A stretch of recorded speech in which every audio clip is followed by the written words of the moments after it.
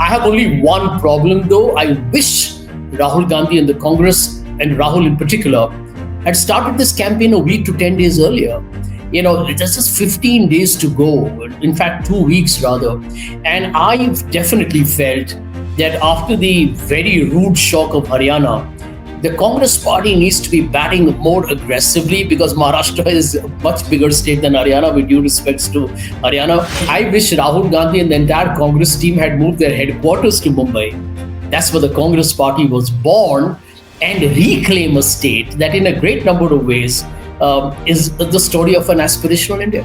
It's like, it's like both of them are like auto rickshaws, right? So there is the Ajit Pawar NCP, there is the Eknath Shinde Shiv Sena and the BJP in one, and there is the Uddhav Shiv Sena and the Sharad Pawar NCP and the Congress in the other.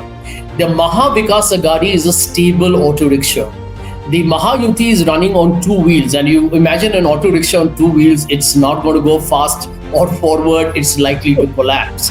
And I also feel that the people of Maharashtra are feeling extremely cheated by the fact that today, instead of having the traditional four parties competing in a coalition of 2 versus 2, now there's 3 versus 3.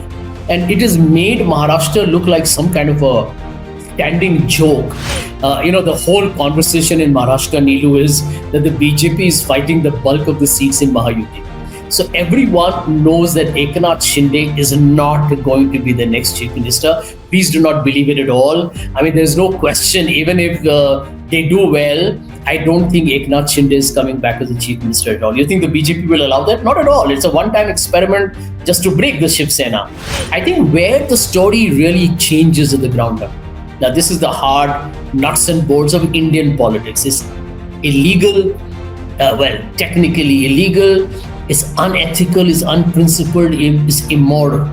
But the BJP will put up rebel candidates. The BJP will actually poach people and say, contest it just to cut the votes. And that, I think, is going to be the Haryana model being repeated here. Hello and a warm welcome to HW News Network, your one-stop show, truth be told, for some engaging and thought-provoking conversations.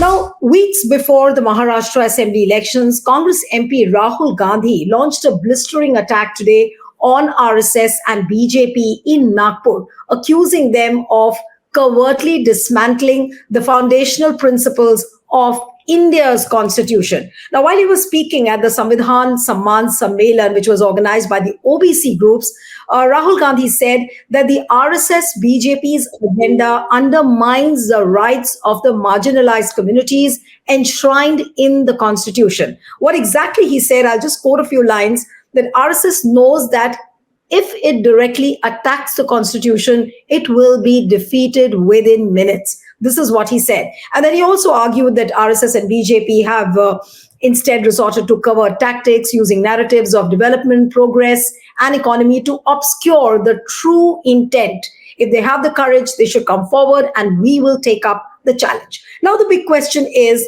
that Rahul Gandhi is making all the right noises. He's talking about Samvidhan, he's talking about the rights of the OBC, he's talking about Nyay.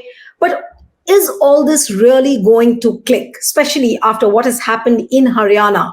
What are the big learning lessons? And will Maharashtra Vikas Aghadi be able to work on those loopholes by which it lost the elections? I'm talking about Congress in Haryana. And will Haryana be a kind of a learning lesson? And will Maharashtra Vikas Aghadi walk away with the narrative this time as far as Maharashtra is concerned? Joining me now is political analyst and author Sanjay Jha, who joins us from Mumbai, in fact. And what a coincidence on a day when Maharashtra Vikas Aghadi is holding a big rally today, also issuing the joint manifesto today, Sanjay. So good to have you on the program on a day like this. But the big question that Rahul's presence at Nagpur today, and he kick-started the campaign, the Congress campaign. How significant is that? Starting the campaign in Nagpur and talking about almost giving an open challenge to RSS, which he has been giving for quite some time, for years now. But starting the Maharashtra campaign from Nagpur, what does it really mean according to you? I think there is a high degree of symbolism there, Neelu, because it's a headquarters of the RSS. And everyone who follows politics in India knows that the RSS is effectively the proxy power behind the Narendra Modi government. In fact, whenever there is a political chatter about will Modi get replaced by Nitin Gadkari, we all know that the source of all these speculation and rumors are coming out of Nagpur. So here is the fundamental point. I think Rahul Gandhi in particular has been making, as you rightly mentioned at the beginning, the appropriate noise and the rightful conversation on the issues that matter and should matter to every Indian, right? Which is the constitution of this country, because that is the foundation of the way we live. It's a basic model for our conversations: freedom, liberty, secularism, right to many things that we can access from the government, the way we live, and of course the directive principles of state policy. I have only one problem, though. I wish Rahul Gandhi and the Congress, and Rahul in particular, had started this campaign a week to 10 days earlier. There's just 15 days to go. In fact, 2 weeks rather. And I've definitely felt that after the very rude shock of Haryana, the Congress party needs to be batting more aggressively, because Maharashtra is a much bigger state than Haryana. With due respects to Haryana, it is the second most critical state in terms of number of people in parliament or the size of the assembly after Uttar Pradesh.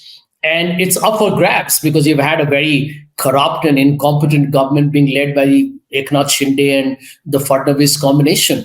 So I think the Congress, I wish, had done this earlier. In fact, I've written a whole piece on that, saying I wish Rahul Gandhi and the entire Congress team had moved their headquarters to Mumbai. That's where the Congress party was born, and reclaim a state that in a great number of ways is the story of an aspirational India. No, in fact, post Haryana elections, in fact, on the day when the results had come out, I think the next day I did an interview with you. And in that interview, you did mention the fact that why can't Congress shift its office for 1 month to Mumbai? You did make that point. But the thing is that now Maharashtra elections looks like an election which is all about alliances. Which alliance will walk over on whom? Will Mahayuti have an advantage, or will Maha Vikas Aghadi? Because no political party individually seems to be in a position to be winning Maharashtra. So if you look at things from that perspective, do you think that Maharashtra Vikas Aghadi does have an edge? It's just not about public sentiment, because this time I'm not going to ask you that cliched question that the public sentiment is not with BJP. We said the similar thing in Haryana. So That's apart right. from the public sentiment, the factors, the added factors or the X factors, which we may call if they are needed to win an election, is Maharashtra Vikas Aghadi ready? And I'm not talking individually only about Congress, because Maharashtra Vikas Aghadi is all about the three parties. So how would you look at the things? Yeah. Well, I think both the alliances, if you look at them with their respective partners, are going to be jittery, especially after Haryana, because you might get the votes, but you're not sure whether you're going to get the seats.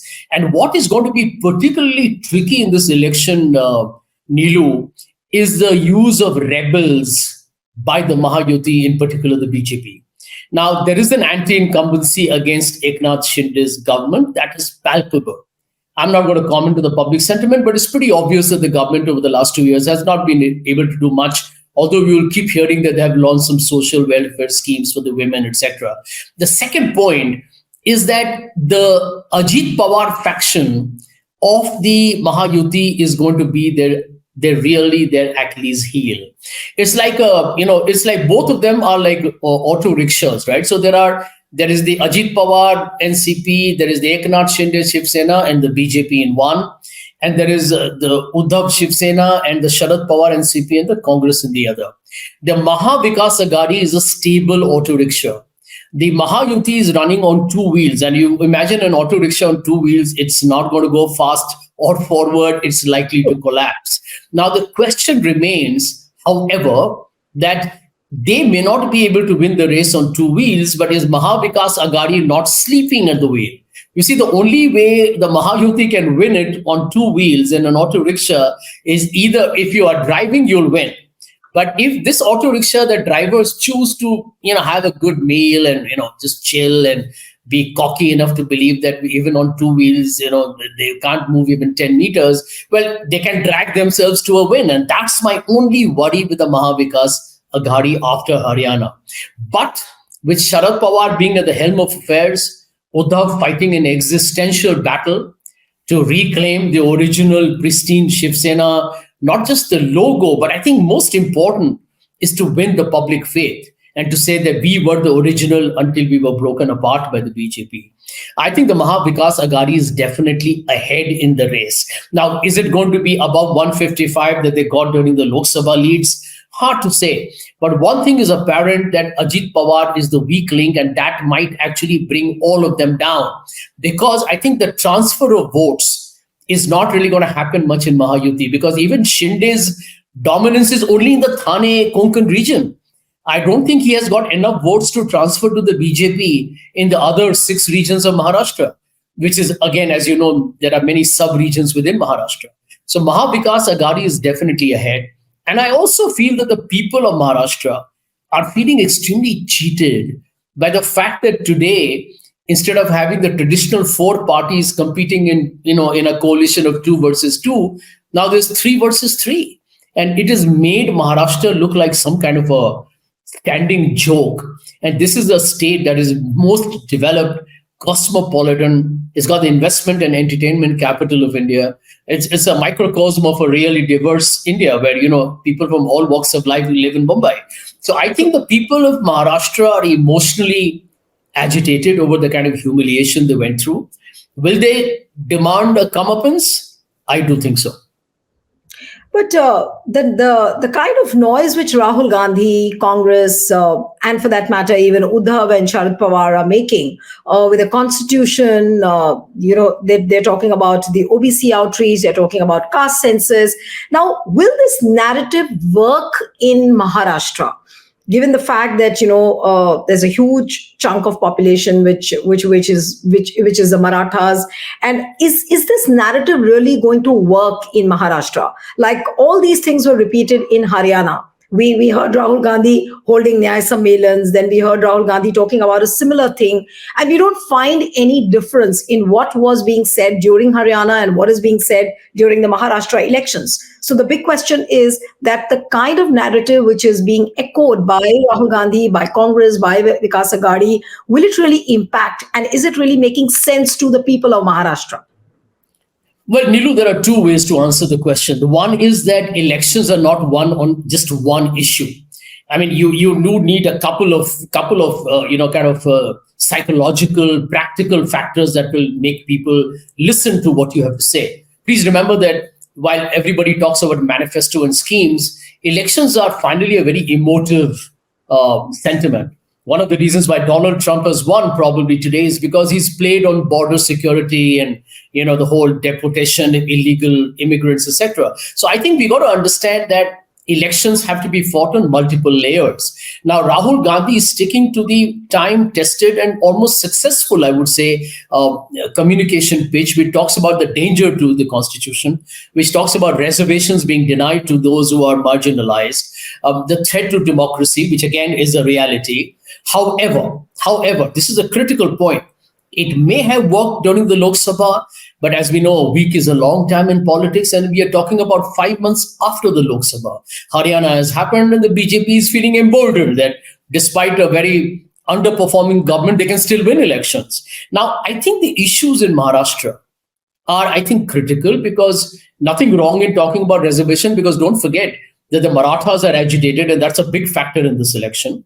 The Marathas were, deemed to be very prosperous and self-sufficient and, kind of riding up the social and economic escalator. Now they're struggling to get government jobs and need reservation in education. The other part also remains the OBC factor. If Marathas are around 24% to 25%, remember they are spread all over the state. And one data that I read said that they're influential in roughly 150 of the 288 constituencies. So they matter. Secondly, the OBCs, which is where the whole debate is the Maratha reservation going to come out of the OBC quota? The OBCs are a significant 45% of the population of Maharashtra. So there are multiple dynamics, but then the farmer issue cuts through religion, caste, community, because everybody who's a farmer, whether you're a Maratha or an OBC or a Dalit or whoever you are, even a Brahmin, you're suffering. So issues are the farmers' woes. I was reading a CSDS survey which said unemployment and inflation between them are 50% in the minds of people as the most critical issues. 50% unemployment and inflation. Then, of course, don't forget, Neelu, you have agriculture and rural distress. That's what I just mentioned. Add to that development and infrastructure, and they almost hog up 70% of the issues that bother an ordinary voter in Maharashtra. That means this election is not just about the constitution, democracy, because see, to a lot of the average person, they will say, stop getting into this, airy-fairy conversation, because an average person is struggling to make both ends meet. They will worry about you and me, worried about democracy and freedom of speech and FIRs and defamation and all that. But as far as they are concerned, they are worried about bread and butter issues. And I think maybe the leadership has decided that those issues have to be taken up at the local level by the MLAs and the sub-regional leaders who are in control of the various districts. Like Sachin Pilot is handling one area and some others are handling other areas. They need to percolate the message in their own campaigns. It's a smart strategy, but you can't say that I will only talk about the constitution and I will not talk about business moving out from Maharashtra to Gujarat. I mean, Rahul has to bring up the Adani issue here in a big way. Dharavi is a big issue in Mumbai. And that links to the businesses being shifted from Maharashtra to Gujarat, which is not just an emotive subject. It's a diehard implication in terms of loss of commerce and business. Right. But which alliance is more comfortably perched, if I may ask you, looking at the way the campaign is unfolding and the kind of start which Mahayuti has made and Maharashtra Vikas Aghadi has made? Who do you think seems to be having an advantage from all perspectives, not just in terms of the public sentiment or maybe the narrative, but overall, if you look at the picture in entirety, who's more comfortably poised to win the Maharashtra election? I think people are definitely seeing the Maha Vikas Aghadi as a stable coalition. The whole conversation in Maharashtra, Neelu, is that the BJP is fighting the bulk of the seats in Mahayuti. So everyone knows that Eknath Shinde is not going to be the next chief minister. Please do not believe it at all. I mean, there's no question. Even if they do well, I don't think Eknath Shinde is coming back as the chief minister at all. You think the BJP will allow that? Not at all. It's a one-time experiment just to break the Shiv Sena. So in all probability, it will be some BJP candidate if the Mahayuti were to do well. I think if you look at the distribution of seats in the Maha Vikas Aghadi, it's more fair. The Congress has allowed, kind of the others to get an even number of shares, although the Congress did the best in the Lok Sabha and is the big brother party, which is, I think, a pragmatic move by the Congress. The focus for the Congress, however, has to be that they need a high strike rate. And I think the Maha Vikas Aghadi probably at this point of time is being seen by a lot of people as the original. The Congress, of course, is Congress, but Sharad Pawar and Uddhav are seen as the people who were hurt and broken, and they were the victims of a Operation Kamal done by the BJP. So there is going to be a sympathy factor, like it or not. I think where the story really changes at the ground level. Now, this is the hard nuts and bolts of Indian politics. It's illegal, technically illegal, is unethical, is unprincipled, is immoral. But the BJP will put up rebel candidates. The BJP will actually poach people and say, contest it just to cut the votes. And that, I think, is going to be the Haryana model being repeated here. Put up rebel candidates. There will always be somebody who was expecting a ticket and didn't get it. And remember, since the state is split in 3 parties, every party will have some rebel or the other.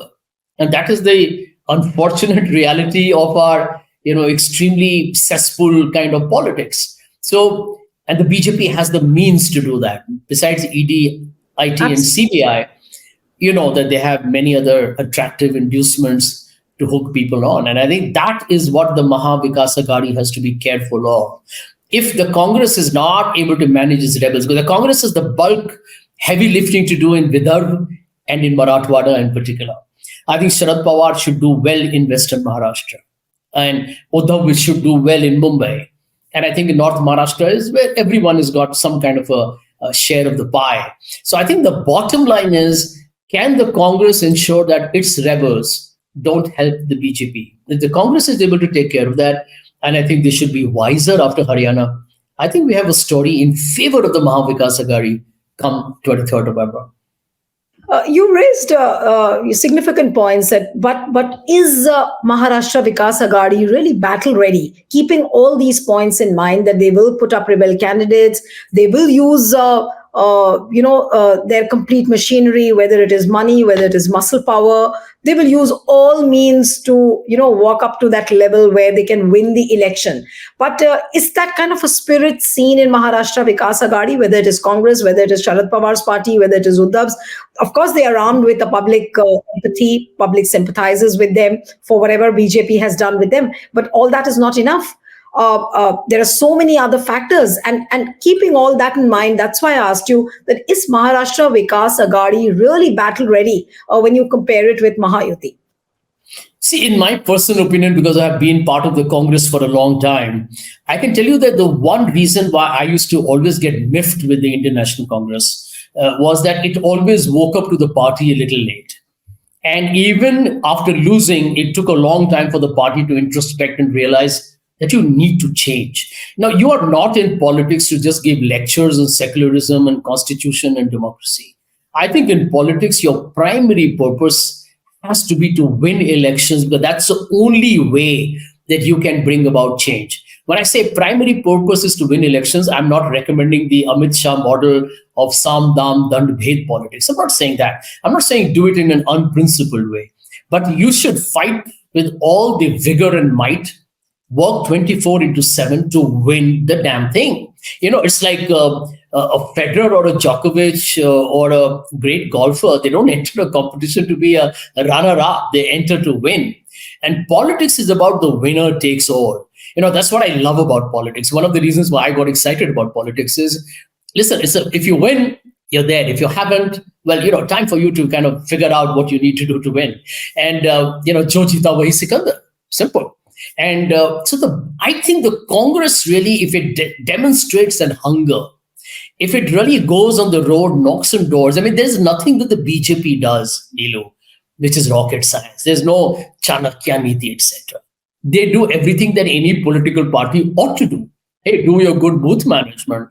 Have your people go to homes with the ballot papers or whatever, the voting slips. Go to homes and tell them that our candidate is contesting from this assembly constituency. Go and campaign aggressively across. Don't just do rallies, do nukkars, do focus groups, talk to the young. That's what the BJP does. That's what anybody is supposed to do. Use social media effectively, which I think the Congress is doing a brilliant job on. So to cut the long story short, I do feel that the Congress I don't think the Congress is the weak element. The Congress has to deliver to its potential. The Congress is capable, actually, of winning out of 100. If they play their cards well, they can win 75 to 80. But when BJP says out of 150, I'll win 100, everybody says that looks possible. If the Congress says out of 102, I'll win 80, everyone says, yaar, ye kya bol rahe hai yaar. That is the perception that the Congress needs to change. Go out there and perform. And the elections are not yet over. You still got 16 days of campaign.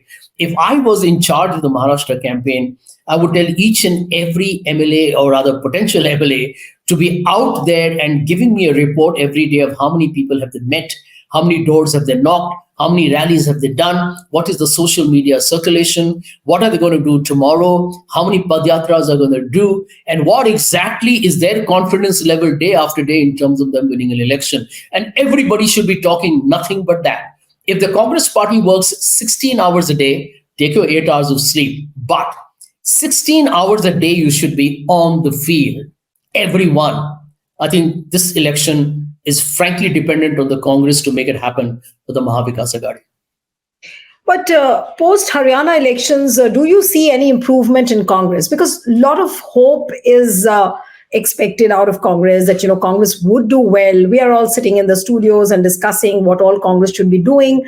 But do you think that the Congress has lost some momentum post Haryana elections? Also, in terms of narratives, the way they are grouping themselves, the way they are formalizing their meetings. Do you think that Congress is losing the momentum somewhere?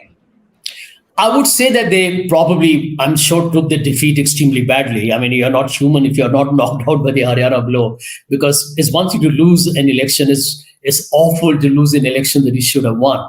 But I mean, they got Jharkhand, where they are in a good alliance with the Jharkhand Mukti Morcha, and they have good alliance partners here. And both the states are really states that the India alliance can actually win. The Congress is aware that these are existential moments in your political life, because you don't want Narendra Modi's BJP to get some more tailwind, which they have got after Haryana. If the India alliance wins Maharashtra, you're back to square one, and the opposition will be galvanized to work with Arvind Kejriwal and make the India alliance win in Delhi. And then you have Bihar next year. Things can change dramatically, Neelu. If anybody in the BJP believes that just because they won Haryana, where the vote shares of the Congress and the BJP were the same, and they are trying to hype up as if Haryana is the answer to every other misgovernance that they have done, they are clearly, using propaganda to keep the people in the dark. But, the truth is that soon the rubber has to hit the road, and we'll get to know on the 23rd of November as to what really is the public sentiment. So if I was part of the Congress think tank, and I basically do tell them what I feel, go out there, lead the Maha Vikas Aghadi. Don't worry. I mean, even if Uddhav is the chief minister, it's no problem. Stop the BJP. That has got to be a primal obsession. The BJP is the one that has damaged the Congress across the country. Mr. Modi targets the Congress everywhere he goes. You win the Maharashtra election, the narrative changes dramatically. And it will change the narrative not just for the states. I think there will be huge question marks on the longevity of the Modi government, even at the center. Right. You were talking about Modi. So, I want to ask you that Modi is now going to begin with his carpet bombing rallies from 8th of November onwards. Do you think that Modi factor is going to come back with the same potential where we saw him during the Lok Sabha elections? Though it didn't work, that's a different story altogether. But post Haryana, Modi looks emboldened, BJP looks emboldened, and they are hoping that they will win Maharashtra and Jharkhand. So will Modi factor be any factor during the Maharashtra elections? I think the Modi factor is diminished after the Lok Sabha elections. The BJP may try and hype him up as much as they want. Mr. Modi may come in the evening of an election result and make a big speech to his karyakartas. But the truth is, Mr. Modi knows he was a marginal player in Haryana. In fact, I think the tragedy of Haryana for the Congress is that I think the BJP had given up on Haryana. And then they suddenly discovered that the Congress was offering it a cheesecake on a silver platter. Having said that, again, Haryana is history. Neelu, that's how I look at it. It's done and dusted. I don't want to waste my time thinking about what happened. I learned from the mistake. This is the moment. Politics is about living in the moment. And right now, Rahul Gandhi and team have to just tell themselves one thing. Maharashtra is up for a win. Can you do it? Just do it. Jharkhand. Do whatever it takes. Burn the midnight oil. You've got a very good guy there in Ajoy Kumar, who's part of the Congress, strategic team in Jharkhand. And anybody who knows Ajoy is a very dear friend of mine. I can tell you, I was talking to people who know his track record. He came to Jamshedpur and he brought crime rates down. So you have people with great talent and potential in the Congress. You got to leverage that, win the election, and let the story unfold. I remain very bullish that I think at the moment the India Alliance understands that if you want to put an end to this ED, CBI income tax story, don't wait for a Supreme Court verdict. Win the elections and the BJP will be on the back foot. I really don't think Mr. Modi is a factor. I think the BJP will prop him up. 100% they will. And why? And if Mr. Modi campaigns a lot in Maharashtra, makes sense. Why not? I mean, he's their only trump card. And when I say trump card, pun intended. And the truth is that if he's their X factor, they have every right to leverage him. But I do believe that Mr. Modi doesn't have that same impact and credibility anymore. And therefore, he's extremely vulnerable. I heard his speech the other day where he talked about aapki betiyan utha ke le jayenge. I mean, I heard that. Yeah. I mean, it's like a shocking low. I mean, it almost reminded me of Donald Trump saying, I'll protect the women whether they like it or not. I mean, Kamala Harris had to tell him, lay off, we have our own rights. So I do believe that there's a very coarse, crude language being played out. Are the people of India going to be okay with that like the Americans were? I hope not. So you said that Modi, of course, is BJP's trump card. You also said that he's a marginal player. He was a marginal player in Haryana. What kind of a player do you see in Modi as far as Maharashtra is concerned? Because we are specifically talking about Maharashtra. So this is my last question to you, that is Modi really going to play a significant role? In what form will you see him, or you see him on the election turf? Well, because the Mahayuti, I think, is a weaker alliance because of Ajit Pawar factor, and the fact that Eknath Shinde has very limited influence within just a limited belt of Maharashtra and Konkan and, that region, Thane region. I do believe that somebody has to come across as an umbrella factor to stitch the alliance and make it look viable. Can Devendra Fadnavis do it? Absolutely no way. I think the real answer, therefore, has to be Modi back all over again. And I think this is what the India Alliance needs to understand, that they have just one trump card. And, he keeps winning all the time. And the fact that the Congress and others don't seem to be able to unravel the mystery behind how to defeat him is something that I have always been very gobsmacked by. That, because I'm a big believer that you lose once, understandable. You lose twice, pardonable, but with regret. You lose thrice, I think that's a cardinal sin. You can't afford to do that. And the Congress and the India Alliance has allowed BJP to get away with so many victories after 2014. It's absolutely preposterous. So I do hope that Maharashtra becomes the turning point of the entire fight back, which started well in June in the Lok Sabha, was modest because they won Jammu and Kashmir and struggled to win Haryana. But right now, with both Jharkhand and Maharashtra in the game, and I believe Arvind Kejriwal will do well in Delhi in January, February elections, you have still a wonderful opportunity for the India Alliance to change the narrative. I'll keep my fingers crossed, but I'll hope for the best. Stay ahead with our cutting-edge news app. Instantly access the latest shorts in just 1 minute and breaking news in just 50 words. Download now for a smarter, faster news experience.